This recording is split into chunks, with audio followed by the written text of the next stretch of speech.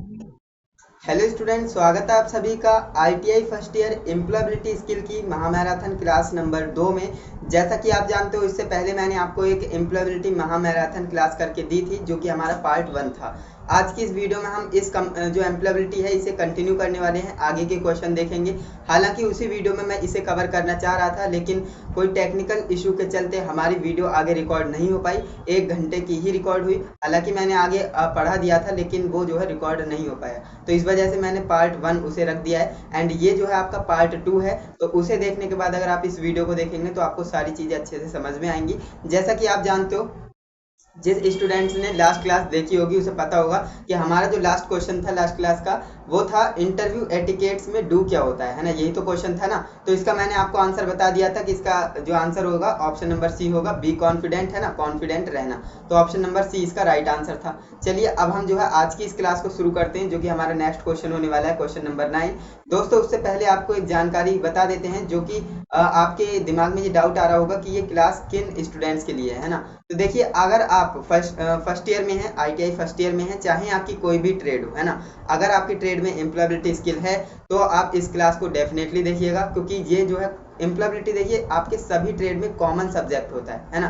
तो आपको करना क्या है, आप किसी भी ट्रेड से हो, अगर आप फर्स्ट ईयर में हो तो आप इस वीडियो को जरूर देखिएगा। महामैराथन क्लास है और मैंने आपको बता दिया हमारा टारगेट क्या रह रहा है। हमारा टारगेट है भैया 25 में से 25 क्वेश्चन सही करना, जो कि आपकी एम्प्लॉयबिलिटी में पूछे जाते हैं, है ना। तो इसीलिए आपको बोल रहे हैं क्लास में एंड तक जरूर बने रहिएगा। तो चलिए आज की शानदार क्लास को हम शुरू करते हैं। देखिए, आपका जो 9th नंबर क्वेश्चन है हमसे कह रहा है कम्युनिकेशन जिसमें शब्दों के उपयोग के बिना सूचनाओं का आदान प्रदान किया जाता है ना। ऐसा कम्युनिकेशन आपको बताना है जिसमें हम शब्दों का इस्तेमाल नहीं करते हैं, उसमें फिर भी हम सूचनाओं का आदान प्रदान कर लेते हैं। तो ऐसा कौन सा कम्युनिकेशन है वो आपको बताना है। तो ये काफी बेसिक क्वेश्चन है, इसे हम क्या कहते हैं, नॉन वर्बल कम्युनिकेशन कहते हैं ना, नॉन वर्बल कम्युनिकेशन। क्योंकि इसमें हम कोई बोल नहीं रहे हैं, है ना, कुछ बोल नहीं रहे हैं, तो ये हमारा नॉन वर्बल के अंतर्गत आएगा।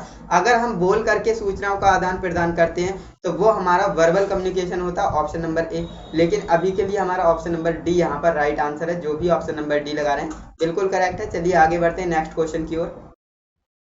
अब देखिए, नेक्स्ट आपका क्वेश्चन हमसे कह रहा है कि जो क्वेश्चन नंबर 10 है, कौन ट्रिपल ए लिसनिंग का हिस्सा नहीं है ना। कौन ट्रिपल ए, अब ट्रिपल ए लिसनिंग में क्या क्या आता है ये मैंने आपको बता रखा है। इसमें क्या क्या आता है, एटीट्यूड आता है, अटेंशन आता है और एडजस्टमेंट आता है। लेकिन इसमें एंजाइटी नहीं आता है ना, इसमें एंजाइटी नहीं आता है। तो यही आपका राइट आंसर हो जाएगा, क्योंकि यहाँ पर नहीं बोल रहा था, है ना, यहाँ पर नहीं बोल रहा था। तो यहाँ पर ऑप्शन नंबर ए इसका राइट आंसर हो जाएगा। जो भी ऑप्शन नंबर ए बोल रहे हैं बिल्कुल करेक्ट आंसर है। इसी तरह से तैयारी करते रहिए। नेक्स्ट आप क्वेश्चन की तरफ आ जाते हैं। हाँ देखिए, काफी सारे स्टूडेंट्स के मेरे पास कमेंट आ रहे थे कि इसकी पीडीएफ हमें कहाँ पर मिलेगी। जिस पीडीएफ से आप पढ़ा रहे हो, है ना, ये मैंने पीडीएफ क्रिएट की है, जो कि खुद से क्वेश्चन को डिजाइन किया है। तो आपको ये पीडीएफ मैं कहाँ पर प्रोवाइड कर रहा हूँ, फिर बिल्कुल फ्री में है ना। आपको एक भी रुपया देने की जरूरत नहीं है। ये क्या है, बिल्कुल फ्री में है ना, एक भी रुपया आपको देने की जरूरत नहीं है। तो ये मिलेगी कहाँ, मैं आपको बता देता हूँ। आपको करना क्या है, टेलीग्राम पर जाना है और वहाँ पर आरबी ट्यूशन क्लासेस सर्च करना है ना। हमारे चैनल का लोगो आप जानते ही हैं, वो आपको दिख जाएगा। तो वहाँ से जाकर आप उस पीडीएफ को डाउनलोड कर सकते हो बिल्कुल फ्री में, है ना। तो देखिए, नेक्स्ट आपका क्वेश्चन है, कौन सा एक संचार कौन सा एक अच्छा संचार माना जाता है ना। ये आपको बताना है कौन सा एक अच्छा संचार माना जाता है। देखिए, संदेश अस्पष्ट है ना। अगर आपका संदेश अस्पष्ट होगा यानी क्लियर नहीं होगा तो समझ में कैसे आएगा, है ना, सामने वाले को कुछ समझ में ही नहीं आएगा। तो ये तो आपका ऑप्शन एलिमिनेट हो जाएगा। रिसीवर के प्रति प्रेषक का सकारात्मक व्यवहार होना चाहिए, बिल्कुल सही। जो सेंडर है ना, sender is positive toward receiver, है ना। सेंडर क्या है, रिसीवर के प्रति कैसा होगा, पॉजिटिव होना चाहिए, बिल्कुल सही। ऑप्शन नंबर बी इसका यहाँ पर राइट आंसर हो जाएगा। जो भी ऑप्शन नंबर बी लगा रहे हैं बिल्कुल करेक्ट है ना। चलिए नेक्स्ट क्वेश्चन देखते हैं। नेक्स्ट आपका क्वेश्चन है, इंटरव्यू एटिकेट्स में डोंट क्या है ना। अभी मैंने आपको बताया इंटरव्यू एटिकेट्स में डू क्या है ना, जो कि हमारे लास्ट क्लास का लास्ट क्वेश्चन था। अब हमारा क्वेश्चन आया है इंटरव्यू एटिकेट में डोंट का क्या मतलब है ना। डोंट, तो ध्यान रखेंगे, डोंट का मतलब होता है नौकरी पाने के लिए आप अपनी क्षमताओं के बारे में झूठ बोल रहे हैं, है ना। अगर आप ऐसा कर रहे हो तो वो डोंट के अंतर्गत आएगा इंटरव्यू एटिकेट्स में, याद रखेंगे। और हाँ, आपको अगर इंटरव्यू दे रहे हो तो आपको बिल्कुल भी अपनी जो एबिलिटीज होती हैं उनको बिल्कुल भी झूठ नहीं बोलना चाहिए, जो है वही आपको बताना चाहिए, है ना। ये तो बात आप जानते हैं। नेक्स्ट क्वेश्चन देखते हैं। नेक्स्ट आपका क्वेश्चन है, मोटिवेशन को वर्गीकृत किया गया है ना। मोटिवेशन कितने तरह की होती है, तो आप कहेंगे 2 तरह की होती हैं। कौन कौन सी, एक आपकी जो है अंदर से मोटिवेशन आती है आपको, है ना, आपको होता होगा कभी कभी आपको अंदर से मोटिवेशन आती होगी, आपके अंदर आग लग जाती होगी, है ना, कि मैं जो है आईटीआई में 99 प्लस लाऊंगा, है ना, टारगेट ऐसा। तो ये क्या है, आपके अंदर से मोटिवेशन आ रही है ना। और कभी कभी क्या होता है, बाहर से आप मोटिवेशन लेते हो, जैसे यूट्यूब पर काफ़ी सारे मोटिवेशनल स्पीकर्स हैं, है ना, तो उन्हें आप सुनते हो जिससे कि आपको मोटिवेशन आती है, तो वो बाहर से हमें मिल रही है ना। कभी कभी अंदर से आती है और कभी कभी बाहर, यानी दो तरह की हमारी मोटिवेशन होती है, तो आंतरिक और बाह्य, यानी ऑप्शन नंबर ए आपका यहाँ पर राइट आंसर हो जाएगा। जो भी ऑप्शन नंबर ए लगा रहे हैं 100% करेक्ट है। ओके, तो याद रखेंगे मोटिवेशन हमारी दो तरह की होती है, एक आंतरिक और एक बाह्य। नेक्स्ट आपका क्वेश्चन है, नेक्स्ट आपका क्वेश्चन आपसे कह रहा है इनमें से कौन सा एक वाक्यांश जो है टेलीफोन कॉल से संबंधित नहीं है। अब देखिए टेलीफोन से संबंधित क्या नहीं है वो आपको पहचानना है। इसे आप एलिमिनेशन से कर सकते हो। कैसे, देखिए ये पिकअप है ना, पिकअप का मतलब क्या होता है, कॉल को रिसीव करना, है ना, वही तो है। तो ये कॉल से संबंधित है ना। होल्ड करना, आप कॉल को होल्ड करना जानते होंगे, तो ये भी क्या है, कॉल से संबंधित है ना। और कॉल बैक करना, ये भी कॉल से संबंधित है। लेकिन मुझे आप ये बताइए यहाँ पर मेकअप का क्या रोल है ना। मेकअप का तो कोई रोल नहीं है ना। मेकअप मेकअप क्या लड़कियां करती हैं मेकअप, तो यहाँ पर मेकअप का तो कोई रोल है ही नहीं, है ना। तो ऑप्शन नंबर ए यहाँ पर राइट आंसर हो जाएगा। जो कि हमसे बोल रहा था कि कॉल से संबंधित क्या नहीं है, तो हमने पहचान लिया भैया मेकअप यहाँ पर कुछ भी रोल प्ले नहीं कर रहा है, तो ये आपका राइट आंसर हो जाएगा ऑप्शन नंबर ए। तो इम्प्लॉयबिलिटी काफ़ी आसान होती है, डरने वाली कोई बात नहीं। यहाँ पर आप जो है एलिमिनेशन मेथड से काफ़ी सारे क्वेश्चंस को उड़ा पाएंगे। अब देखिए नेक्स्ट आपका क्वेश्चन आपसे कह रहा है इनमें से कौन सा एक ऑनलाइन जॉब सर्च करने का प्लेटफॉर्म नहीं है ना। यहाँ पर मैं आपसे यही सजेस्ट करूंगा कि आप क्वेश्चन को जब पढ़ते हो ना तो ध्यान से पढ़ा करें। आपके अगर क्वेश्चन में नहीं है ना तो वहां पर आपको थोड़ा अच्छे से क्वेश्चन को सॉल्व करना है। अब यहाँ पर कह रहा है कौन सा ऑनलाइन जॉब सर्च करने का प्लेटफॉर्म नहीं है। अगर आप नहीं मिस कर देंगे ना तो आप जल्दबाजी में क्या लगा देंगे, लिंक्डइन। हाँ, लिंक्डइन क्या है, जॉब सर्च करने का है, लेकिन यहाँ पर नहीं बोल रहा है ना। तो देखिए लिंक्डइन आपका जॉब सर्च करने का प्लेटफॉर्म है ना, और जो ग्लास डोर है ये भी जॉब सर्च करने का एक प्लेटफॉर्म है, और इंडीड भी आपका जॉब सर्च करने का प्लेटफॉर्म है। लेकिन यहाँ पर जो स्नैपचैट आप देख रहे हैं ना, स्नैपचैट से आप जॉब सर्च नहीं कर सकते। ऑप्शन नंबर सी यहाँ पर राइट हो जाएगा। स्नैपचैट से क्या करते हो, आप जो है फोटो वगैरह क्लिक करते हो, स्नैप्स लेते हो, है ना, तो ये इसके काम का है। इसमें आप जो है ऑनलाइन सर्च नहीं कर सकते हो कोई भी जॉब, है ना। तो चलिए नेक्स्ट क्वेश्चन देखते हैं। अब देखिए नेक्स्ट क्वेश्चन आपसे कह रहा है कि जब आप अपना बायोडेटा ईमेल के माध्यम से भेजते हो तो आप उसे किसके रूप में भेज रहे होते हैं। तो ये बात आपको समझनी है। देखिए जब आप ईमेल, आपने कभी ना कभी ईमेल तो भेजा होगा ना, ईमेल आपने भेजा होगा। तो कह रहा है कि ईमेल जब आप भेजते हो तो आप अपना बायोडेटा यानी रिज्यूम, तो रिज्यूम को आप कैसे भेजते हो, है ना। तो ड्राइव के फॉर्म में भेजते हो, अटैचमेंट के फॉर्म में भेजते हो, या फिर चिन्हित टेक्स्ट, या फिर कुकी विज्ञापन। तो इसका राइट आंसर क्या जाएगा, आप जो है अटैचमेंट के रूप में भेजते हो। आपने देखा होगा ईमेल पे कुछ इस तरह से सिंबल बना होता है ना, इस तरह से। तो इसे हम क्या कहते हैं, अटैचमेंट का सिंबल कहते हैं। इस पर क्लिक करेंगे तो आप पीडीएफ को अटैच कर सकते हो। तो अटैचमेंट यहाँ पर राइट आंसर हो जाएगा ऑप्शन नंबर बी। जो भी ऑप्शन नंबर बी लगा रहे हैं बिल्कुल करेक्ट है। चलिए आगे बढ़ते हैं नेक्स्ट क्वेश्चन की ओर। अब देखिए नेक्स्ट क्वेश्चन आपसे कह रहा है तेज और सीधा चलने वाला हाव भाव दर्शाता है। अब देखिए कोई व्यक्ति है, तेज चलता है खूब, है ना, और सीधा भी चलता है, तो उसे हम क्या कहेंगे, है ना, उसके अंदर क्या है ना, ये आपको बताना है वो क्या दर्शा रहा है। तो देखिए ये जो है बोर बोर होना तो नहीं दर्शाएगा, है ना। और ये जो डिफेंसिव होती है वो भी नहीं दर्शाएगा। ये आपका जो है कॉन्फिडेंट दर्शाएगा। क्या, कॉन्फिडेंस, है ना, कॉन्फिडेंस, यानी ऑप्शन नंबर सी यहाँ पर राइट आंसर हो जाएगा। आपका कॉन्फिडेंस होना दर्शाता है। अगर आप तेज और सीधा चलते हो तो इसका मतलब आप कॉन्फिडेंट हो। ओके, चलिए नेक्स्ट क्वेश्चन देखते हैं। नेक्स्ट आपका क्वेश्चन है लक्ष्यों को किसके रूप में वर्गीकृत किया गया है। हाँ, ये क्वेश्चन काफी इंटरेस्टिंग है एंड ये क्वेश्चन पूछा गया है ना। जो आपके लक्ष्य होते हैं, गोल्स होते हैं, तो गोल्स कितने तरह के होते हैं, कितने रूपों में इसे वर्गीकृत किया गया है। तो ध्यान रखेंगे गोल्स को हमने दो रूपों में वर्गीकृत किया गया है। आपको ऑप्शन दिखाते हैं तो यहाँ पर आप देख पाएंगे, एक होता है आपका शॉर्ट टर्म गोल, है ना, और एक आपका होता है लॉन्ग टर्म गोल। अब शॉर्ट टर्म गोल और लॉन्ग टर्म गोल क्या है मैं आपको समझाता हूँ। देखिए आपने अभी टारगेट बनाया होगा कि मैं आईटीआई में अच्छे से पढ़ाई करूंगा और मैं जो है 95 प्लस का स्कोर करूंगा, है ना, ये आपका एक गोल है ना। तो ये क्या है, ये शॉर्ट टर्म गोल के अंदर आएगा। क्यों ऐसा मैं इसलिए बोल रहा हूँ, देखिए ये शॉर्ट टर्म गोल इसलिए है क्योंकि आपका जुलाई में एग्जाम हो रहा है ना, अगस्त में आपका क्या आ जाएगा, रिजल्ट आ जाएगा, बस ये आपका जो है 1-2 महीने वाला है। तो इसे हम क्या कहेंगे, शॉर्ट टर्म गोल कहेंगे, है ना। और लॉन्ग टर्म गोल किसे कहते हैं, जैसे मान लीजिए आपका सपना है कि मैं एक बड़ा घर बनाऊंगा, है ना, और एक कार खरीदूंगा और फोन आईफोन खरीदूंगा। तो ये क्या है, ये आपके लॉन्ग टर्म गोल हैं, क्योंकि इनमें आपको टाइम लग सकता है, हो सकता है 1 साल लगे, है ना, 2 साल लगे। तो इस तरह से आपको लंबा टाइम लग रहा है, तो इसे हम लॉन्ग टर्म गोल कहते हैं। समझ में में आया? बिल्कुल। तो इसका राइट आंसर क्या है? Option number D. याद रखेंगे जो आपके गोल है ना, दो तरह के होते हैं, शॉर्ट टर्म गोल और लॉन्ग टर्म गोल, तो इसे आपको ध्यान में रखना है। अब देखिए नेक्स्ट आपका क्वेश्चन है, क्वेश्चन नंबर 19 हमसे कह रहा है आधुनिक संचार का नवीनतम और प्रभावी संचार का साधन है, तो वो कौन सा है? तो ये आपको बताना है। आधुनिक संचार का नवीनतम और प्रभावी है ना, इफेक्टिव जो साधन है वो कौन सा है, ये आपको बताना है। तो ये आप जो है ऑप्शन नंबर सी के साथ जाएंगे, इलेक्ट्रॉनिक मेल है ना, ईमेल, ईमेल ही है, इसे ईमेल ही कहते हैं, ई का फुल फॉर्म होता है इलेक्ट्रॉनिक मेल है ना, तो इसे आप ध्यान रखेंगे। तो देखिए अब पहले के टाइम में क्या हुआ करता था, खत भेजे जाते थे है ना, चिट्ठियां भेजी जाती थी, तो उनमें क्या होता था 2 से 3 दिन, कभी कभी तो 5 दिन भी लग जाते थे है ना उनका रिप्लाई आने में, तो ये जो है काफ़ी लंबा प्रोसेस होता था। लेकिन आज के टाइम में आधुनिक जो मॉडर्न आपका आज का ज़माना है ना, उसकी बात हो रही है, तो उसमें जो है ईमेल सबसे फास्टेस्ट है ना, आप किसी को ईमेल भेजेंगे आपको तुरंत रिप्लाई मिल जाएगा, तो ये सबसे बढ़िया तरीका है। ऑप्शन नंबर सी इसका राइट आंसर है। अब देखिए नेक्स्ट आपका क्वेश्चन है निम्न में से कौन एक आर्टिकल नहीं है ना, कौन सा एक आर्टिकल नहीं है? तो आपने आर्टिकल तो पढ़ा ही होगा है ना, क्लास 10th पास करके आए हैं तो इतना तो आप जानते ही होंगे। आर्टिकल कौन कौन से होती हैं? आपका आर्टिकल होता है ए और एन और द, ये आपके 3 क्या होते हैं? आर्टिकल होते हैं है ना, आर्टिकल होते हैं। तो यहाँ पर कह रहा है आर्टिकल नहीं है, तो देखिए ए तो आपका आर्टिकल होता है, एन भी आपका आर्टिकल होता है और द भी आपका आर्टिकल होता है, लेकिन यहाँ पर इन आपका क्या है? आर्टिकल नहीं है, तो इस बात को आप ध्यान देंगे, तो ऑप्शन नंबर सी आपका यहाँ पर करेक्ट आंसर हो जाएगा। क्लियर है, समझ में आया? चलिए आगे बढ़ते हैं, काफ़ी बेसिक क्वेश्चन था।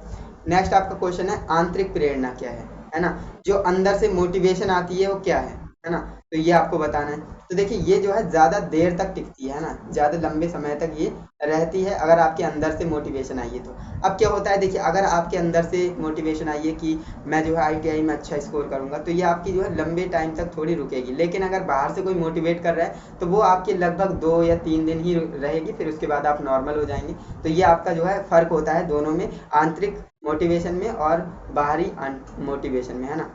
इनर्सिक मोटिवेशन होती है और जो बाहर से होती है वो आप समझते हो है ना, तो ये आपको ध्यान में रखना है। ऑप्शन नंबर बी इसका राइट आंसर हो जाएगा। अब देखिए नेक्स्ट आपका क्वेश्चन है जो कि आपसे कह रहा है जब आप किसी व्यक्ति से बात करते हैं तो है ना, जब आप किसी व्यक्ति से बात करते हैं तो आप व्यक्ति को मित्रतापूर्वक तरीके से देखते हैं है ना, बिल्कुल सही। जब आप किसी से बात करते हो तो आप व्यक्ति को मित्रतापूर्ण तरीके से देखते हो, तो ऑप्शन नंबर बी यहाँ पर राइट आंसर चला जाएगा। जो भी ऑप्शन नंबर बी लगा रहे हैं करेक्ट है।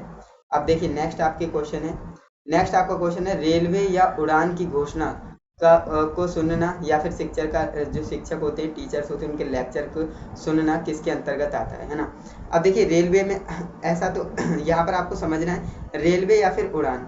अब हवाई अड्डे पर आप नहीं गए हो तो आप रेलवे पे तो गए हो ना, जो स्टेशन होती है रेलवे स्टेशन, तो वहाँ पे आपने सुना होगा जो है एक रेडियो बजता है कि गाड़ी नंबर 1 2 3 पर ये गाड़ी आ रही है और इस प्लेटफॉर्म पर आ रही है, इस तरह से बोलता है ना।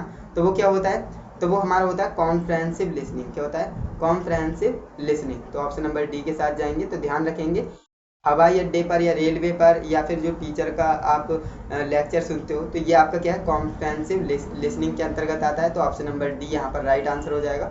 जो भी ऑप्शन नंबर डी लगा रहे हैं करेक्ट आंसर है।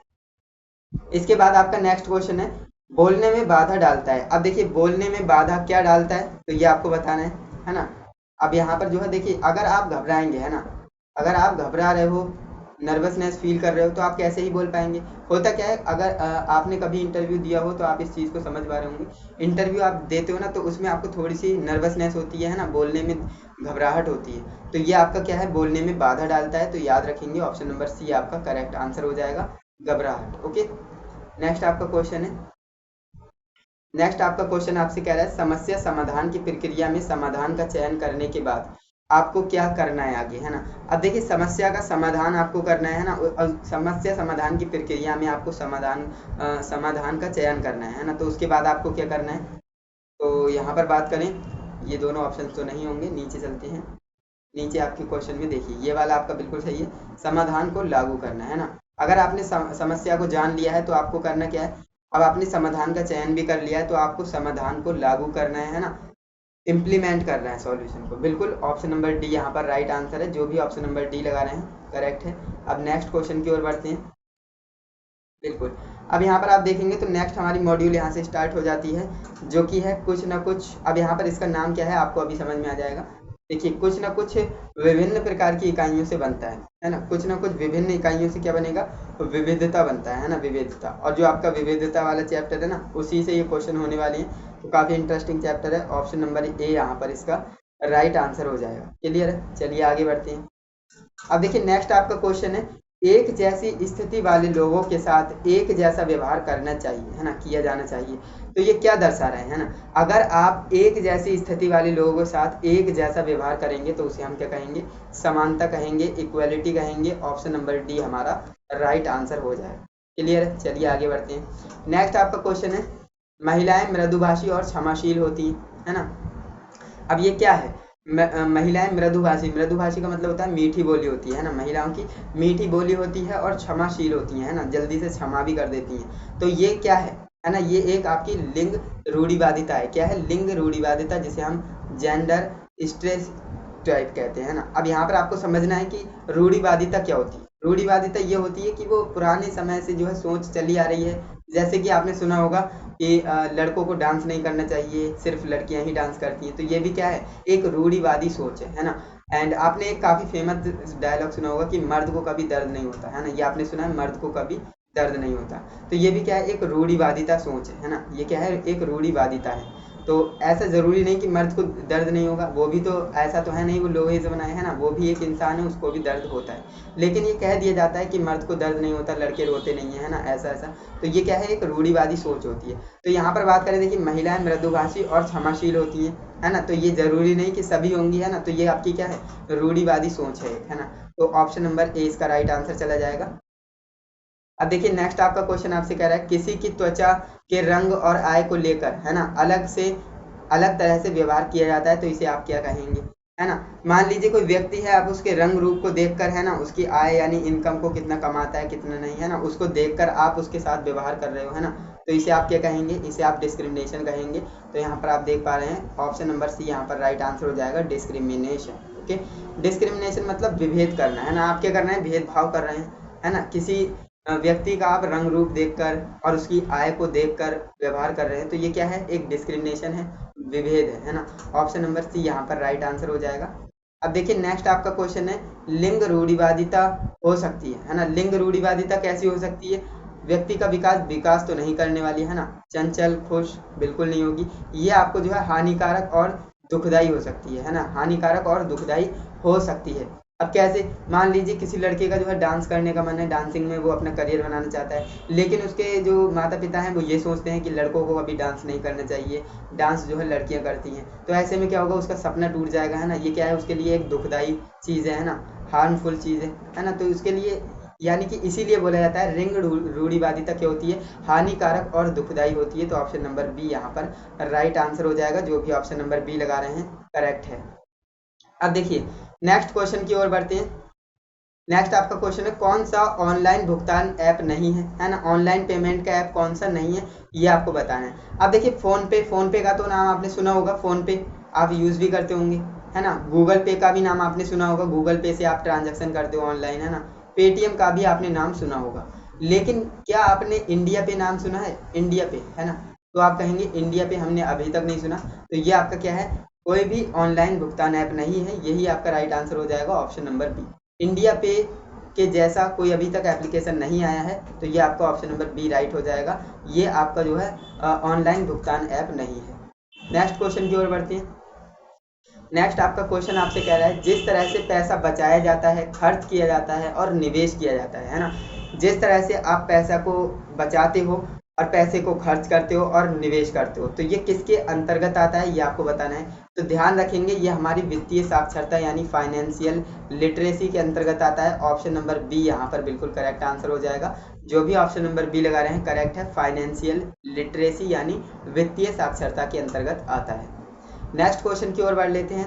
नेक्स्ट आपका क्वेश्चन है, जरूरतें, चाहतें और विलासिता, है ना, सही उदाहरण है ना। अब देखिए जो आपकी ज़रूरतें हैं, ज़रूरतों में क्या क्या चीज़ें आती हैं और चाहतों में क्या क्या चीज़ें आती हैं और विलासिता में क्या क्या चीज़ें आती हैं, तो यहाँ पर आपको बताना है। तो देखिए इसमें इंग्लिश में दिया है, ज़रूरी नहीं कि इंग्लिश में ही आएगा, हिंदी में भी आ सकता है। तो देखिए नीड टू ईटिंग आउट, है ना। तो यहाँ पर इसके राइट आंसर की बात करें तो देखिए, नीड का मतलब होता है ज़रूरत, है ना, और वांट का मतलब होता है चाहत। तो हमें ज़रूरत किस चीज़ की होती है? हमें एक घर की ज़रूरत होती है रहने के लिए, है ना, और हमें खाने की ज़रूरत होती है खाने के लिए, है ना, खाना हमारी जो चाहत है, और जो है हम लग्जरी जो है कॉस्टली आईफोन, ये हमारी एक विलासिता होती है। तो यहाँ पर जो हमारा राइट आंसर क्या हो जाएगा? बिल्कुल यहाँ पर हमारा right answer option number B हो जाएगा। जो भी ऑप्शन नंबर बी लगा रहे हैं करेक्ट है। इसके बाद हम नेक्स्ट क्वेश्चन की ओर बढ़ते हैं। अब देखिए नेक्स्ट आपका क्वेश्चन है यहाँ पर पिन, है ना, पिन की फुल फॉर्म आपको बतानी है, और फुल फॉर्म जरूर आएगी, ध्यान रखेंगे, फुल फॉर्म से क्वेश्चन जरूर बनेगा, है ना। तो हमसे पूछ रहा है भैया पिन की फुल फॉर्म क्या होती है? पिन, तो पिन की फुल फॉर्म होती है पर्सनल आइडेंटिफिकेशन नंबर। क्या होती है? Personal identification number. Option number A के साथ जाएंगे, बिल्कुल करेक्ट आंसर हो जाएगा पर्सनल आइडेंटिफिकेशन नंबर। याद रखेंगे, जो प्रीवियस ईयर्स में भी ये क्वेश्चन पूछा गया है। अब देखिए नेक्स्ट क्वेश्चन आपका है आरटीआई की फुल फॉर्म पूछ ली, है ना, आरटीआई। आरटीआई की फुल फॉर्म क्या होती है? यहाँ पर मैं आपको बताता हूँ। देखिए आरटीआई, आरटीआई की फुल फॉर्म होती है राइट टू इंफॉर्मेशन, है ना, राइट टू इंफॉर्मेशन। तो यहाँ पर right to information option number D में है, ऑप्शन नंबर डी यहाँ पर राइट आंसर हो जाएगा। क्लियर है, समझ में आया? चलिए आगे बढ़ते हैं। अब देखिए नेक्स्ट आपकी मॉड्यूल यहाँ से स्टार्ट होगी, जो कि यहाँ पर आप देख पा रहे हैं, क्योंकि आपकी कंप्यूटर वाली है ना, काफ़ी इंटरेस्टिंग मॉड्यूल है। इसमें आपको काफ़ी सारा जो है अच्छे अच्छे क्वेश्चंस मिलेंगे, जो कि प्रीवियस ईयर्स में भी इसमें से बहुत से क्वेश्चन आते हैं, है ना। तो चलिए इसे पढ़ना शुरू करते हैं। इसमें देखिए आपका पहला नंबर क्वेश्चन है, जो कि है कौन सा एक सोशल नेटवर्किंग साइट है ना। इनमें से आपको पहचानना है कि इनमें से कौन सा एक सोशल नेटवर्किंग साइट है ना। तो देखिए इनमें से जो है सोशल नेटवर्किंग साइट कौन सी है? तो फेसबुक, फेसबुक आप चलाते होंगे, है ना। तो फेसबुक क्या है? एक सोशल नेटवर्किंग साइट है। ऑप्शन नंबर बी आपका राइट आंसर हो जाएगा, क्योंकि ये क्या है? सोशल नेटवर्किंग साइट है। मोजिला सोशल नेटवर्किंग साइट नहीं है, जो लोटस नोट्स होते हैं ये भी नहीं है, और आउटलुक एक्सप्रेस भी नहीं है। चलिए नेक्स्ट क्वेश्चन की ओर बढ़ते हैं। क्वेश्चन थोड़े ज़्यादा हैं, इसलिए थोड़ा सा फास्टली चलना पड़ेगा। देखिए नेक्स्ट आपका क्वेश्चन है एमएस एक्सेल में वर्कशीट के संग्रह को क्या कहा जाता है? ये क्वेश्चन मैंने आपको समझाया है, जो आपको क्लासेस दी हैं chapter wise most important questions, उनमें भी आपको समझाया है। देखिए इसको आपको समझना पड़ेगा। आपने एक्सेल यूज़ किया है, अगर आपने किया होगा तो आप समझ रहे होंगे। ये आपकी क्या होती है? एक्सेल शीट होती है ना। मान लीजिए कंप्यूटर की स्क्रीन है, इस पर आपने एमएस एक्सेल को खोल रखा है ना। एमएस एक्सेल में आपको जो है कुछ इस तरह से शीट मिलती है ना, मैं आपको बना करके दिखाता हूँ। इस तरह से आपको शीट मिलती है ना, ये बॉक्स टाइप के बने रहते हैं। तो ये आपकी क्या है? पूरी की पूरी एक क्या होती है? शीट होती है। क्या होती है? शीट होती है। इसे हम क्या कहते हैं? इसे आप ऐसे समझ सकते हो, आपके पास बुक होगी ना, तो बुक क्या है? बुक किस चीज़ से मिलकर बनी है? मैं आपसे पूछ रहा हूँ, बुक किस चीज़ों से मिलकर बनी है? तो आप कहेंगे पेजों से मिलकर के बनी है ना। पेजों को मिला करके क्या बनी है? बुक बनी है, या नोटबुक बनी है ना। तो ठीक उसी तरह से हमारी जो ये शीट होती है ना, इसे हम क्या कहते हैं? वर्कशीट कहते हैं, है ना, वर्कशीट। अब ये हमारी एक वर्कशीट हो गई, इसी तरह से दूसरी वर्कशीट होगी, तीसरी होगी, 3 4 5 6 10 15, है ना, इस तरह से वर्कशीट होंगी। तो उन सबको अगर हम मिला देंगे और एक फाइल बना देंगे, तो वो हमारी क्या कहलाएगी? वर्क बुक कहलाएगी। क्या कहलाएगी? वर्क बुक कहलाएगी। तो यही आपको समझना था, मैंने आपको समझा दिया। आई होप आप समझ गए होंगे। तो इसका right answer option number B के साथ जाएगा, वर्क बुक, है ना। समझ में आ गया होगा, काफ़ी आसान है। आपको बस एक एग्जाम्पल याद रखना है, जो आपकी नोटबुक है या फिर बुक है, उसका आपको एग्जाम्पल याद रखना है। आपको सोचना है बुक किन चीज़ों से मिलकर बनी है? पेजों से मिलकर बनी है ना। तो एमएस एक्सेल में पेज क्या होता है? वर्कशीट को पेज बोला जाता है ना। तो वो क्या है? वर्कशीट। वर्कशीट यानी दो या दो से ज़्यादा वर्कशीट होंगी, तो हमारा क्या? वर्कबुक कहलाएगा। बिल्कुल ऑप्शन नंबर बी यहाँ पर राइट आंसर हो जाएगा, जो कि 100% करेक्ट है। नेक्स्ट आपका क्वेश्चन है यहाँ पर, नेक्स्ट आपका क्वेश्चन कह रहा है विंडोज में बनाए गए नए फोल्डर का डिफॉल्ट नाम क्या होता है ना। विंडोज में आपने कोई नया फोल्डर बनाया है, मान लीजिए आपने कोई नया फोल्डर क्रिएट किया, तो उसका डिफॉल्ट नाम क्या आता है? तो उसका डिफॉल्ट नाम आता है न्यू फोल्डर। क्या आता है? न्यू फोल्डर लिख करके आता है ना उसका। तो ये आपका राइट आंसर हो जाएगा option number C. Option number C यहाँ पर बिल्कुल 100% करेक्ट आंसर हो जाएगा, एंड आप समझ रहे होंगे। नेक्स्ट क्वेश्चन है, अब देखिए इसे आपको न्यू फोल्डर को रीनेम करना है, तो आप रीनेम भी कर सकते हो वहाँ पर, ऐसी कोई दिक्कत नहीं है। देखिए नेक्स्ट आपका क्वेश्चन है, जो कि आपसे कह रहा है कट कमांड के लिए एक शॉर्टकट कुंजी होती है। हाँ, ये शॉर्टकट कुंजी आपको याद रखना ज़रूरी है। अगर आपको ए टू जेड शॉर्टकट कुंजी आती हैं, अच्छी बात है। नहीं आती हैं तो जितनी मैं बता रहा हूँ उतनी याद रखें, काफ़ी है ना। तो देखिए आपको क्या करना है? कंट्रोल ए की याद रखना है, कंट्रोल सी की याद रखना है, कंट्रोल वी की याद रखना है, कंट्रोल एक्स की याद रखना है। ये बहुत ज़्यादा पूछी जाने वाली जो है फुल फॉर्म शॉर्टकट की हैं, तो इन्हें आप याद रखेंगे। तो मैं आपको बता देता हूँ, देखिए कंट्रोल सी से क्या करते हैं हम कॉपी करते हैं, क्या करते हैं कॉपी करते हैं, है ना। कंट्रोल बी से हम क्या करते हैं पेस्ट करते हैं, क्या करते हैं पेस्ट करते हैं। तो ये आपको याद रखना है, कंट्रोल सी से कॉपी करेंगे, कंट्रोल बी से हम पेस्ट करेंगे। इसके बाद नेक्स्ट आपकी है कंट्रोल ए, है ना। कंट्रोल ए से हम क्या करते हैं ऑल सिलेक्ट, क्या करते हैं ऑल सिलेक्ट करते हैं, है ना, क्या करते हैं ऑल सिलेक्ट करते हैं। इसके बाद कंट्रोल एक्स है, कंट्रोल एक्स से हम क्या करते हैं कट करते हैं, क्या करते हैं कट करते हैं, बिल्कुल। तो इस तरह से आपको याद रखना है। तो हमसे कट का ही पूछा था, तो ये आपका right answer option number D हो जाएगा। जो भी ऑप्शन नंबर डी लगा रहे हैं बिल्कुल करेक्ट है। ये जो मैंने आपको 4 बताई हैं ये याद रखिएगा, काफ़ी इंपॉर्टेंट है। इसके बाद नेक्स्ट आपका क्वेश्चन है MS एक्सेल में सेल में एक जो सूत्र होता है ना, जिसे हम इंसर्ट करते हैं, तो करने के लिए आपको विशिष्ट जो प्रविष्टि होती है, यानी ऑपरेटर उसे बोला जाता है ना, ऑपरेटर के साथ शुरू करना चाहिए। तो किस ऑपरेटर के साथ आप फॉर्मूला शुरू करते हो, तो इसका राइट आंसर आपको बताना है। अब देखिए आपने बचपन में जोड़ घटाया किया होगा, है ना, जोड़ घटाया करते तो उसमें आपको बराबर लगाना पड़ता है ना, बराबर बराबर कितना हो जाएगा 4, है ना। तो ये बराबर क्या है एक ऑपरेटर है जो कि आपका इस चीज़ को सॉल्व करता है ना। अब 2 + 2 कितने होते हैं 4, तो ये बराबर जब तक आप नहीं लगाएंगे कैलकुलेटर में, है ना, बराबर नहीं करेंगे तब तक आपका आंसर नहीं आएगा। तो ये क्या होता है एक ऑपरेटर होता है। ठीक उसी तरह से, है ना, ठीक उसी तरह से जो आपका MS एक्सेल होता है ना, इसमें भी आपका एक ऑपरेटर होता है जो कि बराबर का होता है ना, बराबर से शुरू करते हैं। बस इसमें इतना अंतर है कि इसमें बराबर से शुरू किया जाता है। इस तरह से ब्रैकेट लगाते हैं B1 B2। ज़्यादा डीप में मत जाइए, आप याद रखिए बराबर का चिन्ह से हम शुरू करते हैं MS एक्सेल में कोई भी फॉर्मूला, याद रखेंगे। चलिए नेक्स्ट क्वेश्चन देखते हैं।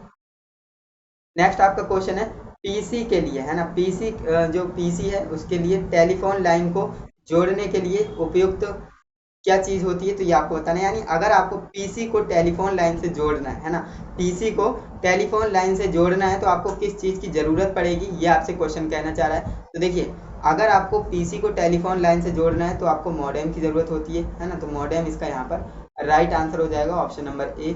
जो भी यहाँ पर ऑप्शन नंबर ए फोड़ रहे हैं खतरनाक एकदम, है ना। चलिए नेक्स्ट क्वेश्चन देखते हैं। नेक्स्ट क्वेश्चन है आपका किस ओरिएंटेशन अभिविन्यास हिंदी में कहते हैं, आप ओरिएंटेशन याद रखें ज़्यादा कंफ्यूज ना हो, है ना। किस ओरिएंटेशन में टेक्स्ट को लंबाई बार प्रिंट किया जाता है। अब यहाँ पर आपको समझना है जो हमारे ओरिएंटेशन होते हैं ना 2 तरह के होते हैं, है ना। मैं आपको यहाँ पर समझा रहा हूँ, एक इस तरह से होता है और एक इस तरह से होता है। अब ये आप वीडियो देख रहे हो ज़्यादातर जो है इसी ऐसे में ही आप वीडियो देख रहे होंगे, है ना। और जो आपका फ़ोन है इसे लेटाल करके वीडियो देखते हैं तो उसे हम क्या कहते हैं लैंडस्केप कहते हैं। और जो खड़ा होता है जैसे आप रील देखते हो तो ये आपका क्या है वो पोर्ट्रेट होता है ना। इसे हम क्या कहते हैं, इसे हम पोर्ट्रेट कहते हैं और इसे हम क्या कहते हैं लैंडस्केप कहते हैं। अब यहाँ पर आपको ये समझना है कि अगर आपके क्वेश्चन में लंबाई की बात करेगा, ध्यान से सुनिए, इधर ध्यान से सुनिए बिल्कुल। अगर आपके क्वेश्चन में बात करेगा लंबाई की, है ना, यहाँ पर आप देख रहे हैं लंबाई की बात कर रहा है, लंबाई बार प्रिंट, तो लंबाई की बात करेगा तो वो आपका जाएगा पोर्ट्रेट के साथ, है ना। पोर्ट्रेट यहाँ पर राइट आंसर हो जाएगा, है ना। लेकिन अगर बात करेगा चौड़ाई की, यहाँ पर लंबाई न दे करके अगर चौड़ाई की बात करता तो वो आपका जाता लैंडस्केप के साथ। किसके साथ, लैंडस्केप के साथ। तो आपका ये राइट आंसर होता है। ये दोनों चीज़ें याद रखिए, एक ना एक क्वेश्चन बनेगा दोनों में से, है ना, यहाँ से क्वेश्चन पूछा जाता है। तो इसका राइट आंसर क्या हो जाएगा, लंबाई की बात कर रहा है तो पोर्ट्रेट के साथ जाएगा और पोर्ट्रेट हमारा ऑप्शन नंबर सी में है, तो ऑप्शन नंबर सी यहाँ पर बिल्कुल करेक्ट आंसर हो जाएगा। समझ में आया। चलिए आगे बढ़ते हैं नेक्स्ट क्वेश्चन की ओर। नेक्स्ट आपका क्वेश्चन है जो कि आपसे कह रहा है सिलेक्ट ऑल, है ना। सिलेक्ट ऑल कमांड के लिए एक शॉर्टकट कुंजी होती है, मैंने जस्ट अभी आपको बताया। कंट्रोल ए से हम क्या करते हैं ऑल सिलेक्ट करते हैं या फिर सिलेक्ट ऑल करते हैं, है ना। ऑप्शन नंबर ए आपका ऑप्शन नंबर सी यहाँ पर करेक्ट हो जाएगा, सिलेक्ट ऑल। क्लियर है। मैंने ये सारी चीज़ें आपको बताई थी कि कंट्रोल सी से क्या करते हैं कॉपी करते हैं, है ना।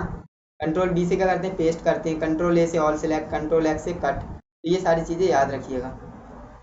अब नेक्स्ट आपका क्वेश्चन है एक ईमेल में आप प्राप्तकर्ता का ईमेल एड्रेस, ईमेल का पता इसे कहते हैं, कहाँ जोड़ेंगे जिससे आप ईमेल की कॉपी भेजना चाहते हो।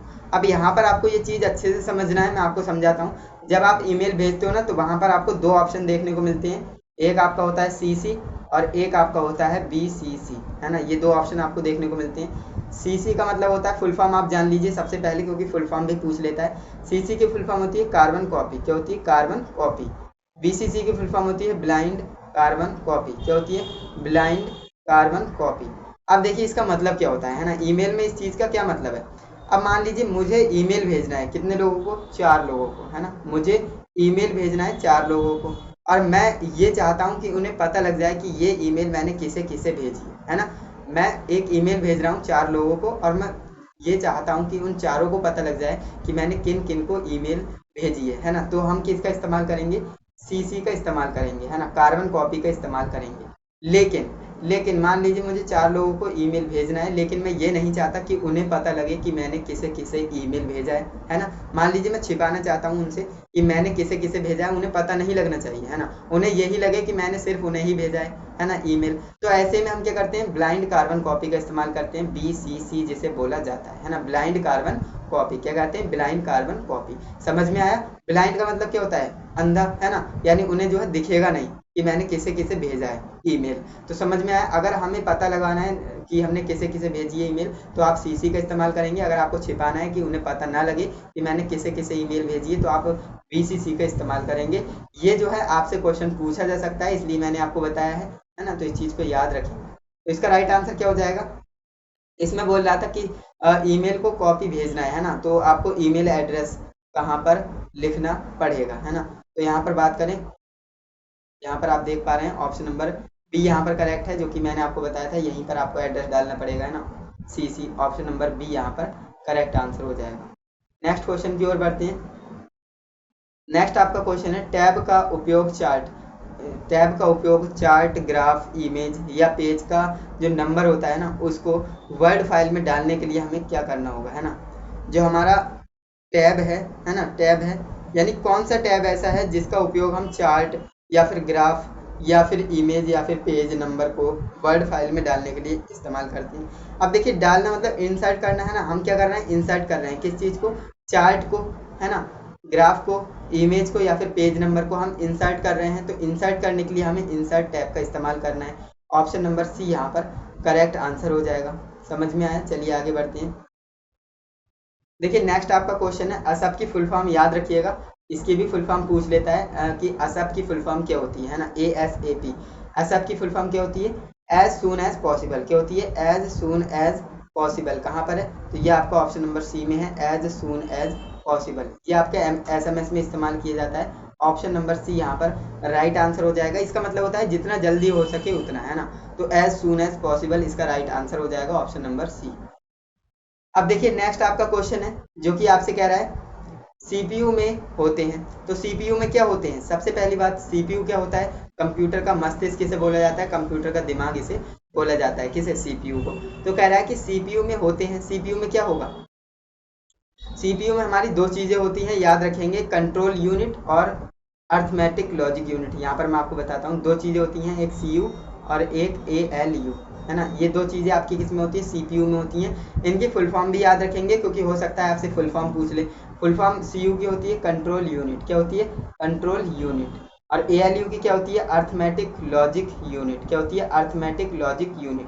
तो बात कर रहा है CPU में क्या होते हैं। तो CPU में दो पार्ट्स होते हैं, ध्यान रखेंगे, CU और ALU, यानी यहाँ पर जो है कंट्रोल यूनिट और ALU। बिल्कुल ऑप्शन नंबर ए आपका बिल्कुल करेक्ट आंसर है। अब देखिए ये चीज़ें मैं आपको डायरेक्टली समझा भी सकता हूँ, रटा भी सकता हूँ कि आपका ऑप्शन नंबर ए हो जाएगा, कंट्रोल यूनिट एंड ALU, है ना। लेकिन रटाने वाला यहाँ पर बिल्कुल भी काम नहीं होता है, आपको समझाया जाता है जिससे कि आप इन चीज़ों को ज़्यादा देर तक याद रख पाएँ। क्योंकि देखिए रटी हुई चीज़ आपको ज़्यादा दिनों तक याद नहीं रहेगी, 1 से 2 दिन बाद आप उसे भूल जाएंगे। लेकिन अगर आपने चीज़ को समझा है ना, समझ के पढ़ा है, तो आप उसे कभी नहीं भूल सकते। नेक्स्ट क्वेश्चन आपका है, नेक्स्ट आपका क्वेश्चन है, कौन सा एक साइबर अपराध है, साइबर क्राइम, है ना। आप जानते हो आज के टाइम में तो बहुत ज़्यादा साइबर क्राइम हो रहे हैं ना, ऑनलाइन। तो कह रहा है कि साइबर क्राइम क्या है, ईमेल भेजना। भैया ईमेल भेजने कोई साइबर क्राइम के अंदर का थोड़ी ना आता है, तो ये तो आपका नहीं होगा ऑप्शन। और यहाँ पर कह रहा है ऑनलाइन परचेजिंग, कोई चीज़ आप ऑनलाइन खरीदते हो, है ना, तो ये भी आपका साइबर क्राइम नहीं है ना। मित्रों से चैटिंग, अगर आप अपने दोस्तों से बात कर रहे हो ऑनलाइन, है ना, गपशप चैटिंग वगैरह कर रहे हो, तो ये भी आपका साइबर अपराध नहीं है ना, साइबर क्राइम नहीं है। लेकिन यहाँ पर जो आप देख रहे हो ना, ये ऑप्शन नंबर सी, इसमें लिखा है गैम्बलिंग, है ना, ऑनलाइन गैम्बलिंग, या फिर इसी को क्या कहते हैं, जुआ कहते हैं, है ना, जुआ।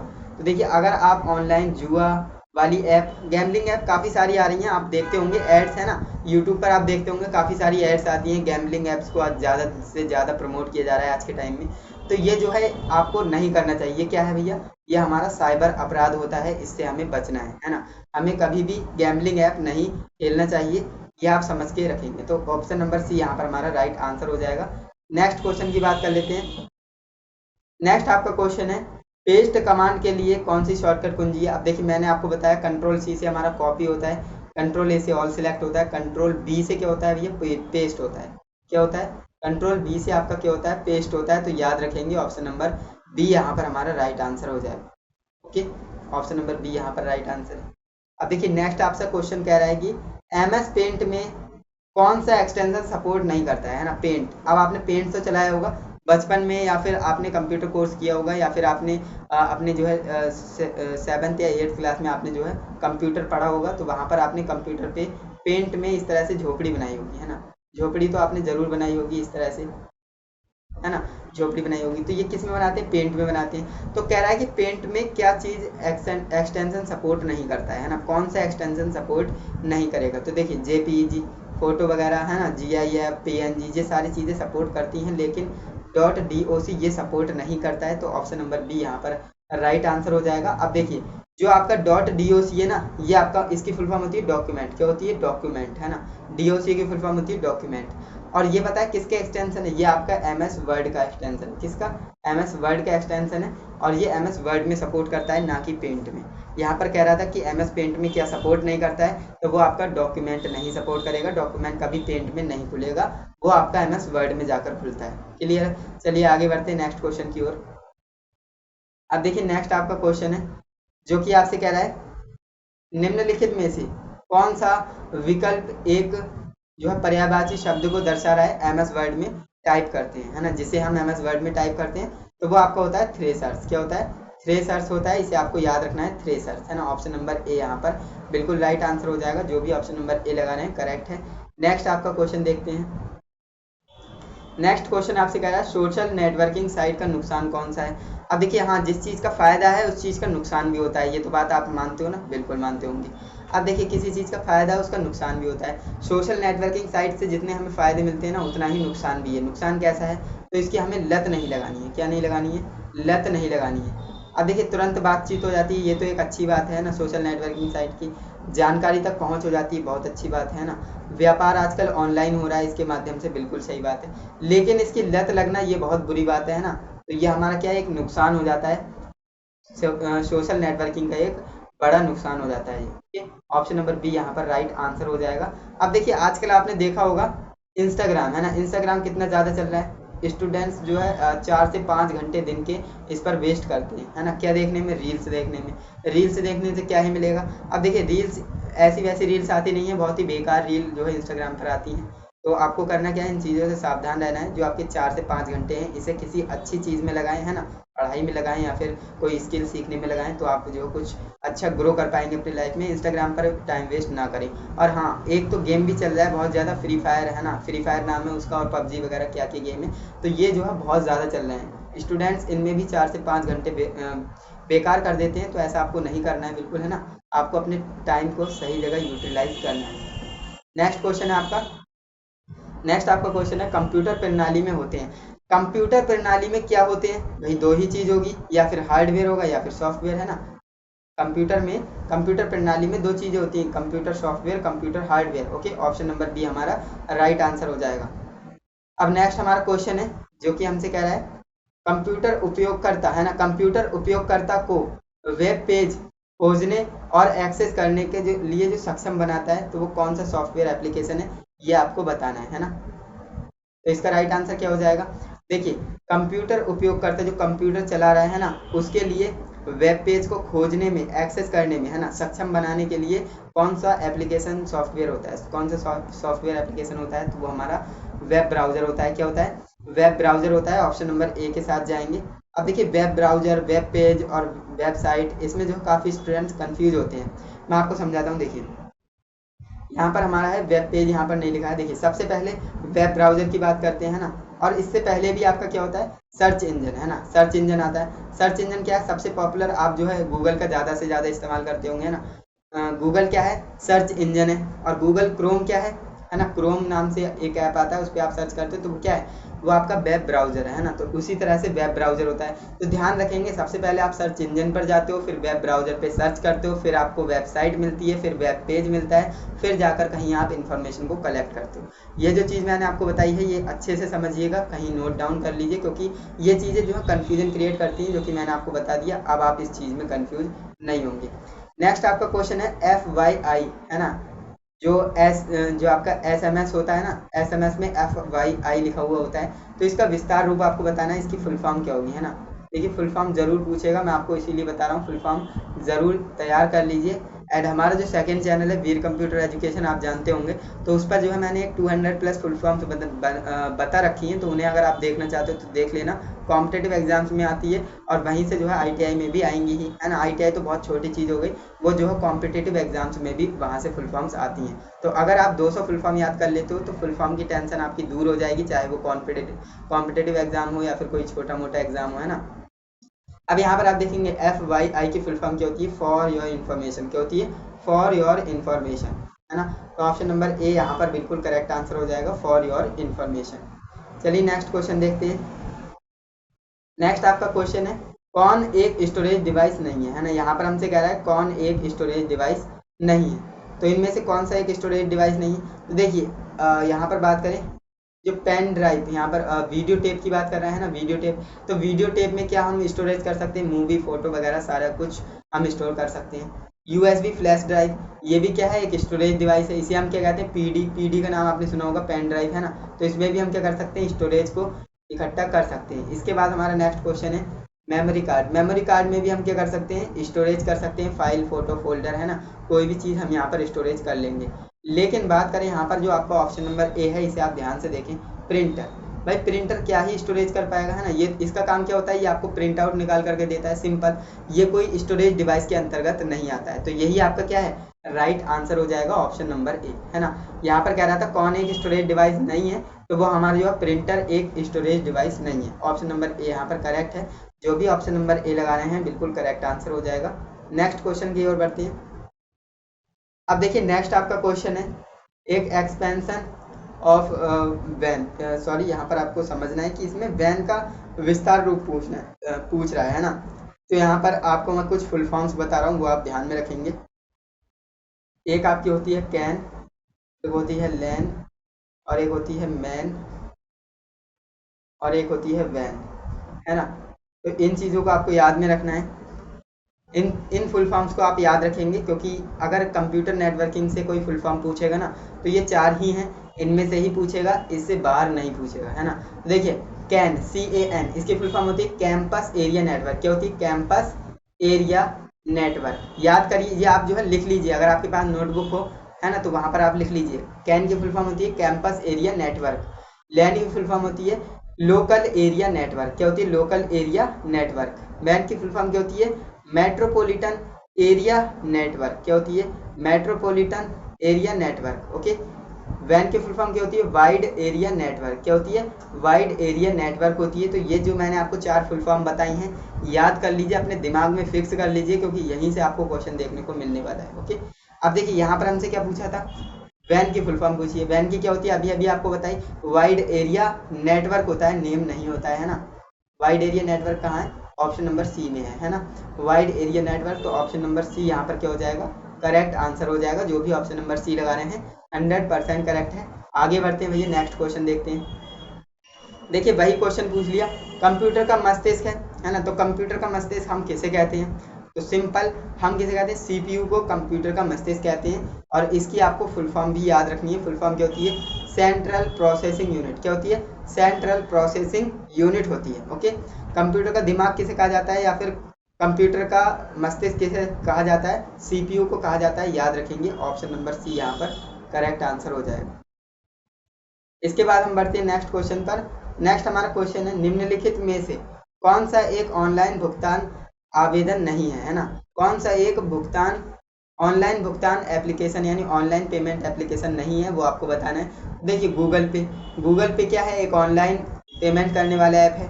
भीम UPI, इसका भी आपने इस्तेमाल किया होगा, इससे भी आप क्या करते हैं, ऑनलाइन पेमेंट करते हैं, है ना। और बैंकिंग एप्लीकेशन, बैंकिंग के माध्यम से भी आप क्या करते हो, ऑनलाइन पेमेंट करते हो बैंकिंग एप्लीकेशन से, है ना।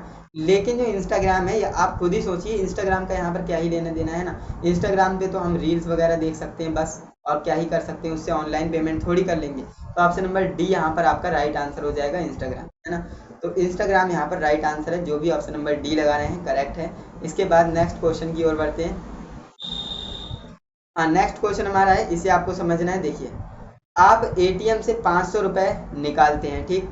आप एटीएम पर गए, 500 रुपए निकालने गए, है ना, और एटीएम ने आपको 5000 रुपए दे दिए। वाह भाई वाह, क्या बात है ना। 5000 रुपए दे दिए, यानी 500 निकाले और 5000 आपको एटीएम मशीन ने दे दिया, है ना। तो निम्नलिखित में से कौन सा नैतिक रूप से सही है, ये आपको बताना है। देखिए, अब इम्प्लॉयबिलिटी के नज़रिए से देखेंगे तो बात कुछ और ही होगी। वैसे रियलिटी आप जानते हो, आजकल की रियलिटी क्या है। अगर आप गए बैंक एटीएम पर गए 500 रुपए निकालने, और अगर आपको 5000 मिल गए, है ना, तो आप क्या करेंगे, जेब में धर करके निकल लेंगे, है ना, जेब में रख करके निकल लेंगे। ऐसा होता है, ये रियलिटी है ना, ये आजकल की रियलिटी है। लेकिन हमें इम्प्लॉयबिलिटी के नज़रिए से देखना है, तो इसका राइट आंसर क्या लगाएंगे हम। तो देखिए, शिकायत दर्ज करना या फिर रुपए ले लेना, रुपए लेना नहीं है हमें, है ना। और एटीएम के पास पैसे गिरा दें, ऐसा करेंगे तो कोई फायदा नहीं होगा, है ना, दूसरा कोई उठा लेगा। एंड गरीबों को दे देना, ऐसा भी आपको नहीं करना है। आपको क्या करना है, शिकायत करना है। क्या करना है, शिकायत करना है ना। तो आपको कंप्लेंट करनी है कि ये जो आपकी मशीन है, एटीएम मशीन है, वो ख़राब हो चुकी है, यानी कोई दिक्कत इसमें आ रही है, 500 रुपये निकाल रहा हूँ, 5000 रुपये दे रही है ना। तो इस तरह से आपको शिकायत करनी है। हालांकि रियलिटी क्या है आप जानते ही हो, है ना। अगर 500 की जगह 5000 मिलेंगे तो चाहे आप हो या फिर कोई और हो, ले करके निकल लेगा, है ना। नेक्स्ट क्वेश्चन है। अब देखिए, नेक्स्ट आपका क्वेश्चन क्या है।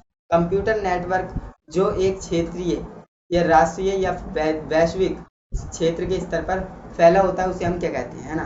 अब देखिए, ये जो चार आप फुल फॉर्म देख रहे हो, इन चारों का मतलब मैंने आपको बताया अभी, है ना। लैन की फुल फॉर्म क्या होती है, लोकल एरिया नेटवर्क। मैन की फुल फॉर्म होती है मेट्रोपॉलिटन एरिया नेटवर्क। वैन की फुल फॉर्म होती है वाइड एरिया नेटवर्क। कैन की फुल फॉर्म होती है कैंपस एरिया नेटवर्क। तो ये सारी मैंने आपको बता रखी है, जो मैंने आपको बताया ना, 200 प्लस फुल फॉर्म्स बताई हैं, तो उसमें ये सारी फुल फॉर्म आपको मिल जाएंगी, है ना। तो उस क्लास को आप देखना चाहें तो देख लेना, अदरवाइज कोई ज़रूरत नहीं है, क्योंकि मैं यहाँ पर जितनी बता रहा हूँ उतनी भी आप याद कर लेंगे तो भी काम हो जाएगा। अब यहाँ पर आप देखिए, कह रहा है कि कंप्यूटर नेटवर्क को एक क्षेत्रीय यानी राष्ट्रीय वैश्विक स्तर पर करना हुआ है ना, तो उसे उसके लिए हम क्या करेंगे, वैन का इस्तेमाल करेंगे। ऑप्शन नंबर सी यहाँ पर राइट आंसर हो जाएगा, वैन, है ना। ऑप्शन नंबर सी यहाँ पर राइट आंसर है। इसके बाद हमारा नेक्स्ट क्वेश्चन है।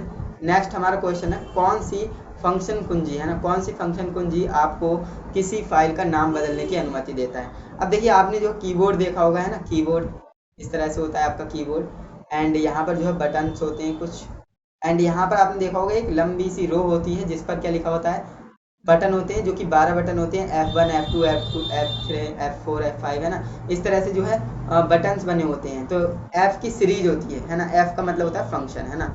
तो कह रहा है कौन सी फंक्शन कुंजी का आप इस्तेमाल करेंगे। तो F1 से F12 तक यहाँ पर बटन होते हैं, तो उसमें जो है F2 से हम क्या कर सकते हैं, रीनेम कर सकते हैं। तो ध्यान रखेंगे, रीनेम के लिए कौन सी शॉर्टकट कुंजी आप इस्तेमाल करेंगे, तो आपकी F1 होती है, जिसे हम फंक्शन कुंजी कहते हैं। ऑप्शन नंबर बी आपका राइट आंसर हो जाएगा, F2। ओके, अब देखिए, नेक्स्ट आपका क्वेश्चन है, सूचना सुरक्षा में नहीं आता है ना।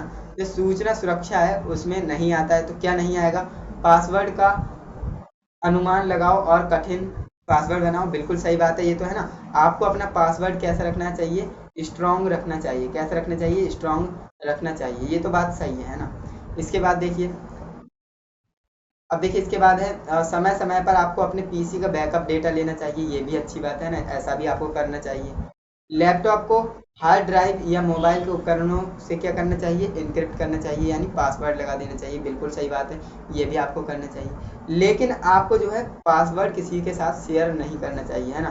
पासवर्ड किसी को भी बताना, इससे आपको बचना है ना, किसी को भी पासवर्ड बताने से आपको बचना है, क्योंकि ये जो है सुरक्षा के अंतर्गत नहीं आता है ना, ये सुरक्षा सावधानी के अंतर्गत नहीं आता है। तो ऑप्शन नंबर बी यहाँ पर करेक्ट आंसर हो जाएगा। ध्यान रखेंगे, आपको अपना जीमेल का पासवर्ड हो या फ़ोन का हो, है ना, ये आपको नहीं बताना चाहिए। नेक्स्ट क्वेश्चन की ओर बढ़ते हैं। अब देखिए, नेक्स्ट आपका क्वेश्चन है, कौन एक वेब ब्राउज़र है ना।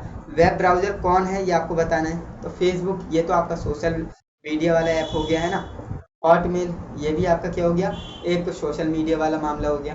एंड जो आउटलुक एक्सप्रेस ये भी सोशल मीडिया वाला होगा। लेकिन यहाँ पर जो इंटरनेट एक्सप्लोरर है ना, ये आपका क्या है, एक वेब ब्राउजर है। जिस तरह से आपका वेब ब्राउजर होता है क्रोम, है ना, वेब ब्राउजर है, ठीक उसी तरह से इंटरनेट एक्सप्लोरर नाम से होता है, ये भी आपका वेब ब्राउजर होता है। तो ऑप्शन नंबर सी के साथ जाएंगे, जो भी ऑप्शन नंबर सी लगा रहे हैं 100% करेक्ट आंसर हो जाएगा। इसके बाद हम नेक्स्ट क्वेश्चन की ओर बढ़ते हैं।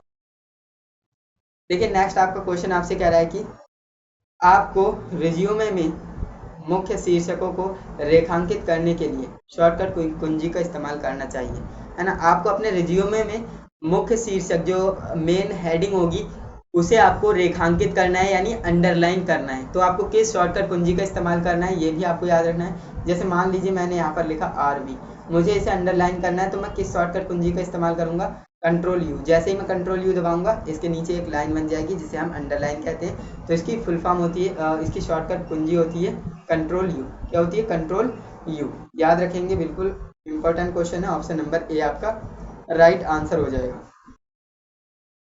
इसके बाद हमारा नेक्स्ट क्वेश्चन है, छोटी दूरी के लिए किस नेटवर्क का प्रयोग किया जाना चाहिए, है ना। छोटी दूरी के लिए आप किस नेटवर्क का प्रयोग करेंगे, तो ये आपको बताना है। तो छोटी दूरी की बात होगी ना, तो हम लैन का इस्तेमाल कर सकते हैं, है ना, लैन यानी local area network. Option number A आपका करेक्ट आंसर हो जाएगा। ओके,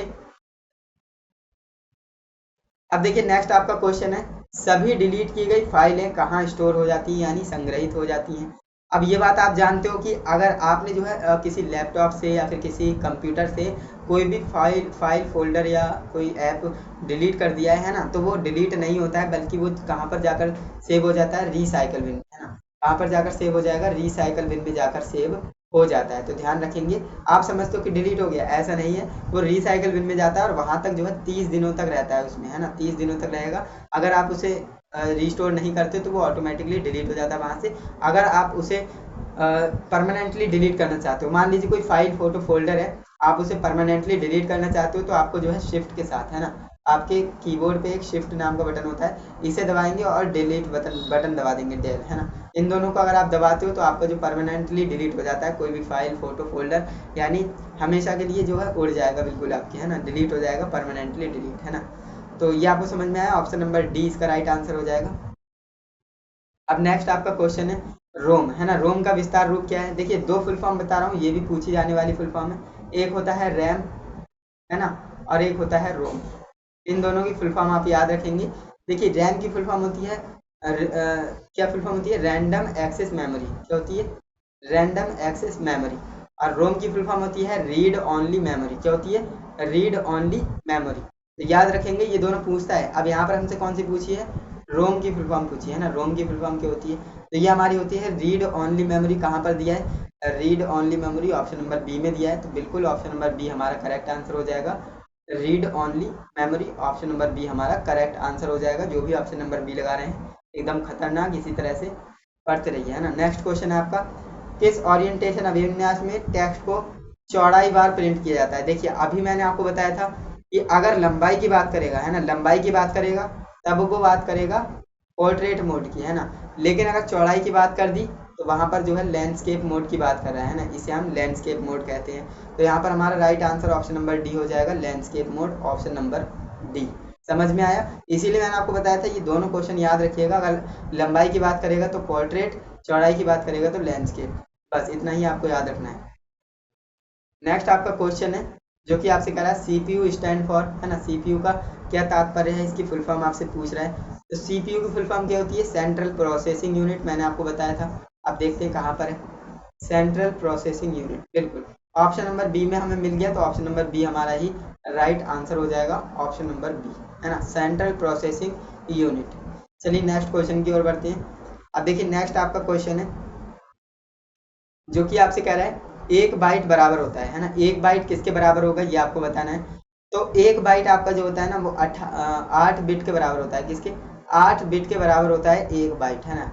एक बाइट बराबर, एक बाइट बराबर 8 बिट। तो इसे आपको याद रखना है, ये क्वेश्चन पूछा जाने वाला क्वेश्चन है। ऑप्शन नंबर सी यहाँ पर राइट आंसर हो जाएगा। अब देखिए नेक्स्ट क्वेश्चन की बात कर लेते हैं। तो नेक्स्ट हमारा क्वेश्चन है यहाँ पर जो कि हमसे कह रहा है एक्सेल में, है ना, सॉरी, जो कि हमसे क्या कह रहा है, एक्सेल में किसी रो और पंक्ति के है ना स्तंभों को इंटरसेक्शन यानी प्रतिच्छेदन को क्या कहते हैं, ये आपको क्वेश्चन समझना पड़ेगा। देखिए मान लीजिए आप लैपटॉप या कंप्यूटर पे हैं, है ना, ये आपकी कंप्यूटर की स्क्रीन है, आपने MS एक्सेल को खोल रखा है, तो आप जानते हो ये इस तरह से होते हैं ना, उन्हें हम क्या कहते हैं, क्या कहते हैं, कॉलम कहते हैं, क्या कहते हैं, कॉलम कहते हैं। और इस तरह से जो पंक्ति होती है उन्हें हम क्या कहते हैं, रो कहते हैं। तो ये बात कर रहा है कि इन दोनों के प्रतिच्छेदन से, जैसे ये दोनों काट करके ये बॉक्स बनाया, तो इस बॉक्स को हम क्या कहेंगे, इन दोनों के प्रतिच्छेदन से, जैसे ये हमारा कॉलम हो गया, ये हमारा रो हो गया, तो इनका प्रतिच्छेदन, ये वाला, इनका प्रतिच्छेदन से हमें क्या प्राप्त होता है, तो हमें सेल प्राप्त होता है। क्या प्राप्त होता है, सेल प्राप्त होता है। इसको हम क्या कहते हैं, सेल कहते हैं। और सेलों को मिला करके क्या बनती है, स्प्रेडशीट बनती है। तो ये सारी चीज़ें आपको समझ में आना चाहिए। ऑप्शन नंबर ए यहाँ पर करेक्ट आंसर है, जो कि मैंने आपको समझाया है। रटाने वाला काम बिल्कुल नहीं है। अगर आप समझते तो मैं डायरेक्ट आपको बता सकता था कि सेल होगा, आप रट लीजिए, आंसर लगा देना। तो ऐसा आपको ज़्यादा टाइम तक याद नहीं रहता है चीज़ें। अगर मैंने आपको अब ये बता दिया ना, तो आपके अगर एग्जाम में क्वेश्चन आ जाएगा तो आप इस चीज़ को समझ पाएंगे कि हाँ, हमने जो है एग्जाम्पल दिया था कि इस तरह से कॉलम होते हैं, रो होते हैं, इनको काट जहाँ पर होता है कटान बिंदु, वहाँ पर हमें सेल मिलता है। तो ये हमारा सेल, इसका राइट आंसर हो जाएगा ऑप्शन नंबर ए।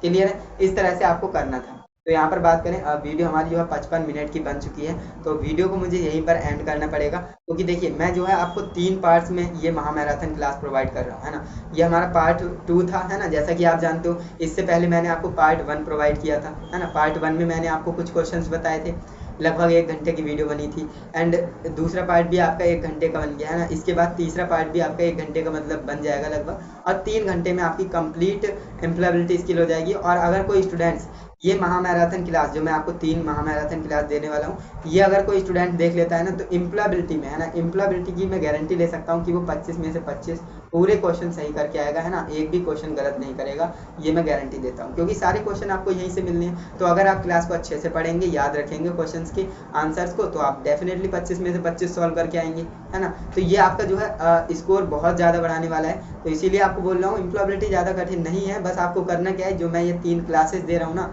इन्हें आपको देखना है बस। फिर आपकी जो है एम्प्लॉयबिलिटी की टेंशन बिल्कुल खत्म हो जाएगी। एंड आपकी जानकारी के लिए बता दूं, देखिए ये तो मैंने ES का आपको बता दिया, है ना। अब बात करते हैं और भी आपके सब्जेक्ट होते हैं, जैसे इंजीनियरिंग ड्राइंग हो गया, है ना, WCS हो गया, और ट्रेड थ्योरी हो गई। तो इनका क्या है ना, ये आप सोच रहे होंगे।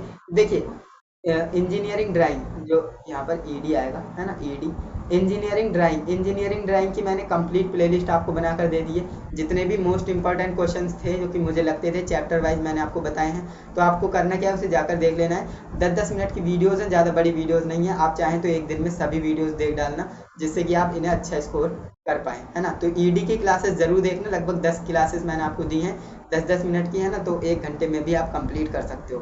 तो ED का हो गया मामला फिट, है ना। और ट्रेड थ्योरी, देखिए ट्रेड थ्योरी में क्या मामला है, इसमें मैंने आपको chapter wise most important questions तो बताए हैं, साथ ही मैंने इसमें जो है आपको एक महामैराथन, जो महाभारत क्लास है ना, वो मैंने आपको प्रोवाइड की है। यानी महाभारत क्लास इसलिए बोल रहा हूँ क्योंकि वो क्लास आपकी लगभग 10 घंटे की है ना, 10 घंटे की है। अब ऐसा तो पॉसिबल है नहीं कि आप 10 घंटे कंटिन्यू पढ़ सके उसे, है ना, ऐसा तो पॉसिबल नहीं है, मैं समझ सकता हूँ। तो आप क्या कर सकते हो, आप 2 दिन में कवर कर सकते हो, या फिर 3 दिन में कवर कर सकते हो, है ना। 3-3 घंटे की देखकर या 5-5 घंटे की देखकर, इस तरह से। फिलहाल आपको वो क्लास देखनी चाहिए जो मैंने आपको 10 घंटे की क्लास दी है ना। काफ़ी इंपॉर्टेंट क्लास है, वहाँ से भी आपका एक भी क्वेश्चन बाहर नहीं जाएगा, यानी 38 क्वेश्चन आपके वहाँ पर कंप्लीट हो जाते हैं, और 25 यहाँ पर, है ना। तो आप समझ सकते हो कितना ज़्यादा स्कोर हो जाने वाला है आपका। और जो WCS है ना, इसके मैंने आपको इंपॉर्टेंट क्वेश्चन लिख रखे हैं खुद से डिज़ाइन करके, है ना। इनके PDF आपको टेलीग्राम पर दे दूंगा, और बाकी इसकी वीडियोस में जल्द ही लाने वाला हूँ। इसकी लगभग 4 से 5 क्लास आएंगी, जो कि आधे घंटे की होंगी। तो इसमें आपका WCS भी कंप्लीट कवर हो जाएगा, है ना। अगर आप WCS भी पढ़ लेते हो तो आपके यहाँ से 6 क्वेश्चन कंप्लीट हो जाएंगे, यानी 6 में से 6 यहाँ पर, और इंजीनियरिंग ड्राइंग में 6 में से 6, यानी देखा जाए ना तो आप बहुत ज़्यादा स्कोर करने वाले हो, है ना। तो इसीलिए आपको बोल रहा हूँ, जितनी क्लासेस मैंने आपको दी हैं, है ना, जितनी क्लासेस मैंने आपको दी हैं, बस उतनी ही आप देखना, एंड डेफिनेटली आप अच्छा स्कोर करने वाले हो। बाकी मैंने आपको बताया ये क्लास हम यहीं तक रहने देंगे। 37 नंबर क्वेश्चन तक हमने पढ़ लिया है ना, जो कि हमारा सेल और रो वाला था, है ना, रो और कॉलम वाला क्वेश्चन था। इसके जस्ट आगे से कुछ क्वेश्चंस कराऊंगा, जैसे कि यहाँ पर आप देख पाएंगे। देखिए अभी हम जो है 46 नंबर पेज पर हैं, कौन सी 46 नंबर पेज पर हैं, और 61 नंबर पेज तक हमें जाना है। तो लगभग एक वीडियो और बनेगी, है ना, क्योंकि लगातार बोलना मुझे भी पॉसिबल नहीं हो पाता है, मेरे मुंह में बिल्कुल दर्द होने लगता है ना। बिना पानी पिए क्लासेस को लेना है ना। तो इसीलिए आपको बोल रहा हूँ भाई, अगर आपको क्लास अच्छी लगी है तो क्लास को एक लाइक करें हमें मोटिवेट करने के लिए, क्योंकि आपका एक लाइक आपके लिए बहुत छोटी बात होगी लेकिन हमारे लिए बहुत बड़ी बात होती है, हम और ज़्यादा मोटिवेट होते हैं ऐसे ही वीडियोस बनाने के लिए, है ना। तो लाइक करने के बाद एक प्यारा सा कमेंट यानी फीडबैक ज़रूर दीजिएगा कि आपको मेरी एक्सप्लेनेशन आपको कैसी लग रही है ना, अच्छे से पढ़ा रहा हूँ, कोई कमी है तो आप बताइए, मैं उसे इम्प्रूव करने की कोशिश करूँगा। बाकी आप इस वीडियो को अपने दोस्तों के साथ शेयर करिए, अगर वो भी ITI का एग्ज़ाम देना चाह रहे हैं तो उन्हें शेयर ज़रूर करिएगा। और चैनल पे नए हो तो भैया चैनल को सब्सक्राइब कर लो, क्योंकि इसमें आपका ही बहुत बड़ा फ़ायदा होने वाला है। इस चैनल पर मैं आपको काफ़ी सारी क्लासेस लाने वाला हूँ, है ना। ट्रेड थ्योरी मैंने, यानी आप समझ सकते हो, मैंने फर्स्ट ईयर जो कम्प्लीटली आपको यहाँ पर जो पढ़ा दिया इस चैनल पर, और आपको स्टडी मटेरियल टेलीग्राम चैनल पर दे ही देता हूँ फ्री में, है ना। और ये जो आप एम्प्लॉयबिलिटी की क्लास देख रहे हो इसकी PDF भी आपको फ्री में देने वाला हूँ टेलीग्राम पर। ओके, तो टेलीग्राम पर जाकर